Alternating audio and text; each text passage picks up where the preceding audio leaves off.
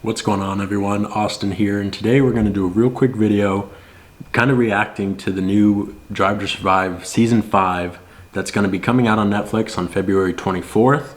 All very excited for this. This Drive to Survive coming out at this time really puts you in the mood for the soon to be starting, Formula One season, in this case the 2023 season.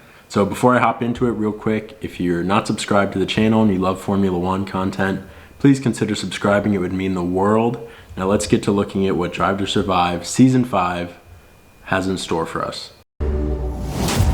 2022 represents a new dawn for Formula One. The biggest overhaul the regulations have ever had.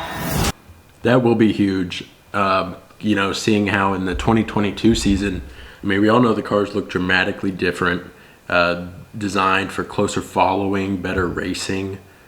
And, I think that it delivered in a ton of ways. We saw some easy overtakes. Obviously, it's tough to tell when some cars are more dominant than others, but it will be really interesting to see behind the scenes how these teams, on the internal side, the developers, the engineers, the designers, how they were coping with the massive set of regulations that came out for the 2022 season. And it'll be really interesting, looking forward as well to the 2026 season, how they'll also deal with that, for future Drive to Survives if this series continues.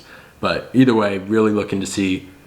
And honestly, it'd be great if they did the difference of how, say, Red Bull or Mercedes or Ferrari dealt with these changes compared to how Williams or Alfa Romeo, kind of adapted to these rule changes. It'd be great to see how, say Alfa Romeo really rose in the standings. So I'd love to see how they did. And then also someone like McLaren kind of fell in the standings due to the whole regulation change. So it'd be great to compare and contrast teams that did well and teams that didn't do well. Let's keep it going. The drivers will love it because they are fighters, like in the Colosseum. How are you feeling about being in the chair? Right. Max Verstappen is back in Drive to Survive. This will be very interesting. We all know he didn't, because he said that it was just a ton of... He did it in Season 4. He didn't participate in Drive to Survive because of all the drama. And he said that it really pins these the drivers against each other, which someone came out, I forgot who it was, but it was in a tweet, and he was quoting saying, Drive to Survive has to, because a lot of these drivers are just boring, So Drive to Survive kind of has to create narratives around it, which, I get, you want good TV, you want people to tune in. And honestly, because of those maybe fake rivalries that Drive to Survive is creating, it brought a lot of new people to Formula One. You can't deny that, including myself. However, it will be great to have Max back in the chair participating. I know obviously what his stance is on the whole him and Lewis thing, which, we didn't get to hear last season because he sat out. And I don't know if they'll answer or ask him any questions about that, really. But he doesn't have a huge role in this Drive to Survive because he was so dominant. Maybe at the beginning, talking about his battle with Leclerc, but at a certain point, he just ran away with the points and the title. So there's really nothing to say about that one. So he came back in a season where it's not like he was in the most drama. He just dominated. All right, let's keep it moving. This really is a short little first look that they gave. I wonder if they'll drop a full trailer or not, or if we're just going to have to wait until the end of February to see the whole thing. There's so much potential for the order to be flipped. It's a step into the unknown.